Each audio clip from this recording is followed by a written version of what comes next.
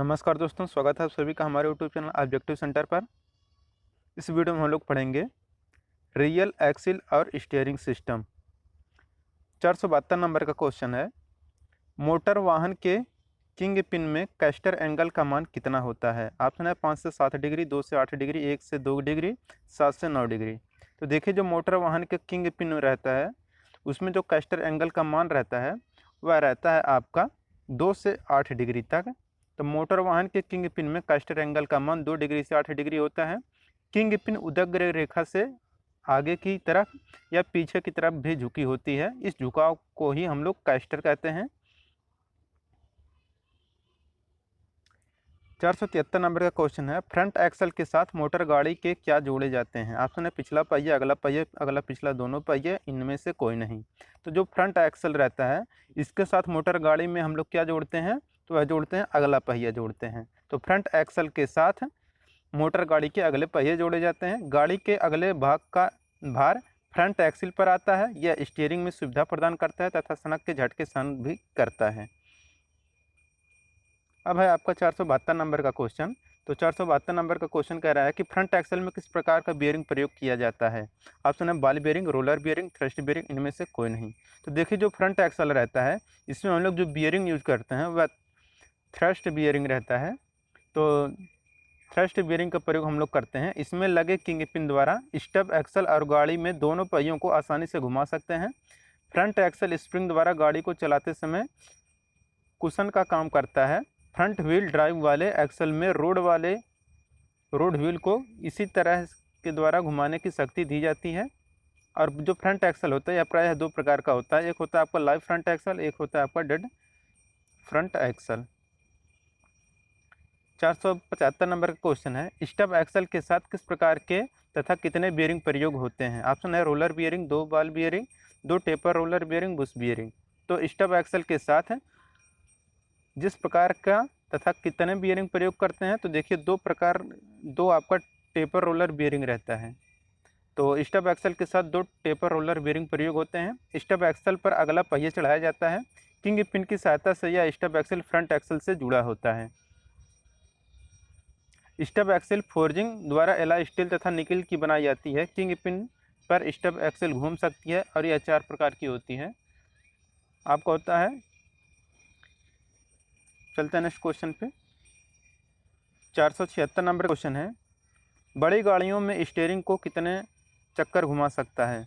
तो देखिए, बड़ी गाड़ियों में स्टीयरिंग को जितने चक्कर घुमा सकता है वह रहता है आपका 4 से 5 चक्कर। तो यहाँ पे आपका बी आंसर करेक्ट हो जाएगा, 4 से 5 चक्कर।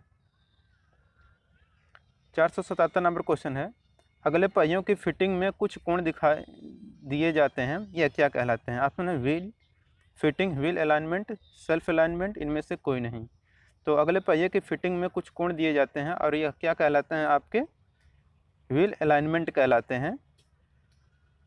व्हील अलाइनमेंट में पहले king pin inclination, camber angle को चेक करते हैं और बाद में टी इन को चेक करते हैं।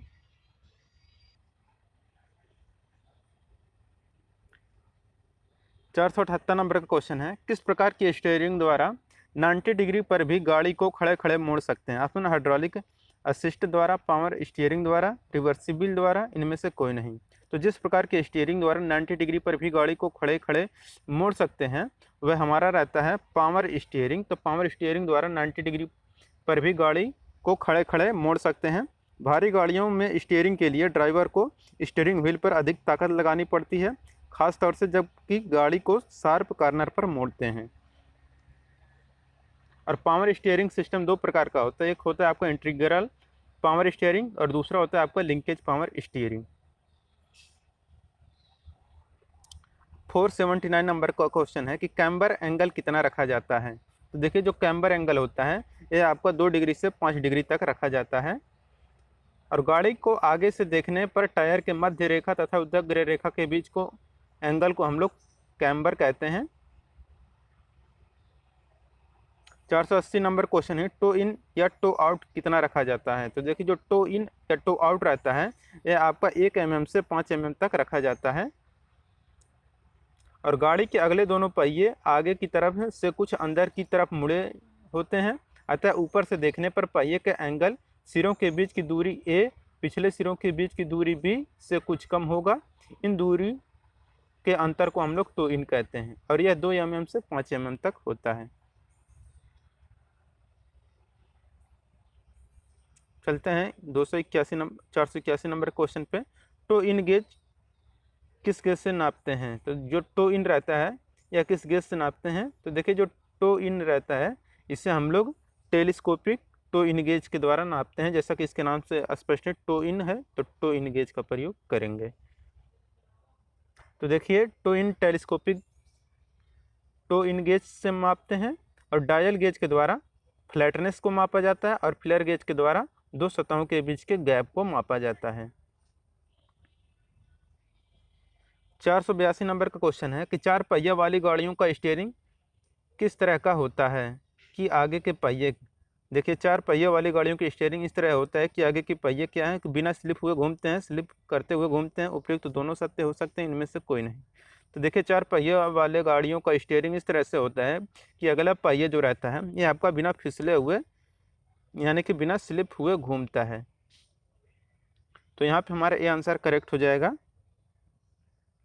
चलते हैं 483 नंबर के क्वेश्चन पर। 483 नंबर का क्वेश्चन है कि रिडक्शन सिस्टम के गति का अनुपात निम्न में से कितना होता है? तो देखिए रिडक्शन सिस्टम में गति का जो रेशियो रहता है यह रेशियो हमारा रहता है 10:1 से 22:1 तक। तो यहाँ पे हमारा सी आंसर करेक्ट हो जाएगा। ये हमारा डीआरडीओ मैकेनिक डीजल 2016 में आया हुआ क्वेश्चन था जो कि बहुत इंपॉर्टेंट था। 484 नंबर का क्वेश्चन है निम्नलिखित में स्टीयरिंग लिंकेज किसे कहते हैं? तो स्टीयरिंग लिंकेज किसे कहते हैं आपको बताना है। ऑप्शन है स्टीयरिंग का चक्के के चेन से जुड़ा रहना स्टीयरिंग लिंकेज कहलाता है। बी है आपका अगले पहियों और स्टीयरिंग गियर बॉक्स के बीच विभिन्न कड़ियों को जोड़े को स्टीयरिंग लिंकेज कहते हैं। यही ऑप्शन नंबर बी यहाँ पे करेक्ट होगा कि जो स्टीयरिंग लिंकेज होता है यह अगले पहियों और स्टीयरिंग गियर बॉक्स के बीच विभिन्न कड़ियों के जोड़ को स्टीयरिंग लिंकेज कहते हैं। तो यहाँ पे हमारा बी आंसर करेक्ट होगा। अब 485 नंबर का क्वेश्चन है यदि सड़क की सतह के कारण रोड व्हील का डिफ्लेक्शन स्टीयरिंग लिंकेज और स्टीयरिंग गियर बॉक्स से होकर स्टीयरिंग व्हील तक जाता है तो ऐसे स्टीयरिंग सिस्टम को हम लोग क्या कहते हैं? ऑप्शन है रिवर्सिबल, इरिवर्सिबल, ए और बी दोनों, डी है इनमें से कोई नहीं। तो देखिए इसे हम लोग क्या कहते हैं? रिवर्सिबल कहते हैं। यदि सड़क की सतह के कारण रोड व्हील का डिफ्लेक्शन स्टीयरिंग लिंकेज और स्टीयरिंग गियर बॉक्स से होकर स्टीयरिंग व्हील तक जाता है तो ऐसे स्टीयरिंग सिस्टम को हम लोग रिवर्सिबल स्टीयरिंग सिस्टम कहते हैं। तो यहाँ पे हमारे आंसर करेक्ट हो जाएगा। 486 नंबर का क्वेश्चन है अगर गाड़ी ओवर स्टीयरिंग करती है तो इसका क्या मतलब होता है? ऑप्शन है ड्राइवर गाड़ी जितनी मोड़ना चाहता है उससे कम मुड़ती है। बी है आपका कि ड्राइवर जितना गाड़ी मोड़ना चाहता है उससे अधिक मुड़ती है। तो देखिए ओवर स्टीयरिंग है तो ओवर स्टीयरिंग में क्या होता है? ज़्यादा मुड़ता है। तो ड्राइवर गाड़ी जितना मोड़ता है उससे अधिक मुड़ जाता है अगर गाड़ी ओवर स्टीयरिंग करती है तो। यहाँ पे हमारा भी आंसर करेक्ट होगा। 487 नंबर का क्वेश्चन है जब स्लिप एंगल आगे की बजाय पीछे की तरफ कम होता है तो गाड़ी क्या करती है? ऑप्शन है अंडर स्टीयर करती है, ओवर स्टीयर करती है, ए और बी दोनों सत्य हैं, इनमें से कोई नहीं। तो देखिए जब स्लिप एंगल आगे की बजाय पीछे की तरफ कम होता है तो जो गाड़ी रहता है वह अंडर स्टीयर करती है। तो यहाँ पे हमारा ये आंसर करेक्ट हो जाएगा, अंडर स्टीयर करती है। 488 नंबर का क्वेश्चन है कि गाड़ी को देखने पर कैम्बर बाहर की तरफ हो तो यह क्या होता है? ऑप्शन है ऋणात्मक, उदासीन, धनात्मक, कोई नहीं। तो गाड़ी को देखने पर कैम्बर बाहर की तरफ हो तो यह हमारा क्या होता है? ऋणात्मक होता है।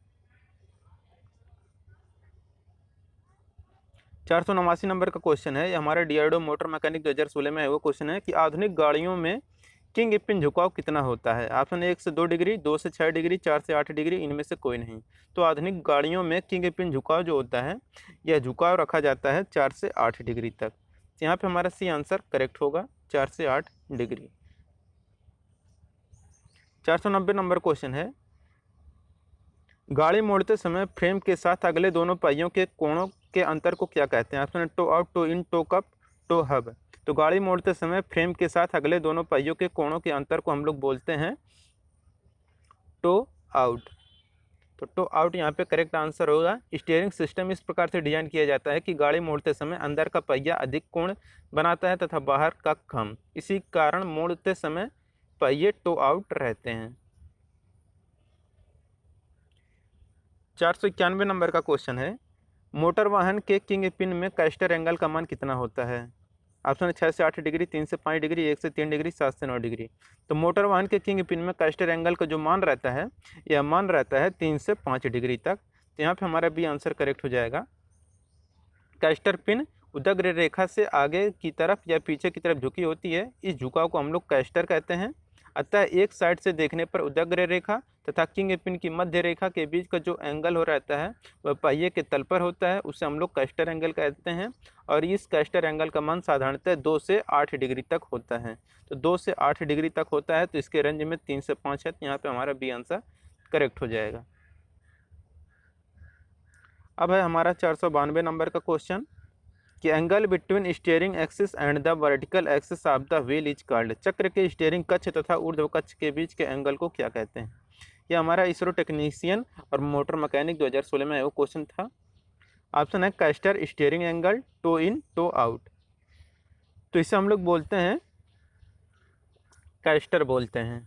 तो कैस्टर यदि गाड़ी के अगले पहिए को अंदर की तरफ से साइड में देखा जाए तो ज्ञात होता है कि किंग पिन एकदम सीधी लाइन में नहीं होती है, बल्कि यह एक्सल के ऊपर पीछे की तरफ झुकी रहती है। इस अवस्था में किंग पिन के एकदम बीचों बीच में गुजरने वाली लाइन के बीच को हम लोग जो एंगल बनता है उसे हम लोग कैस्टर एंगल कहते हैं। और यह एंगल दो प्रकार का होता है, एक होता है पॉजिटिव कैस्टर, एक होता है नेगेटिव कैस्टर।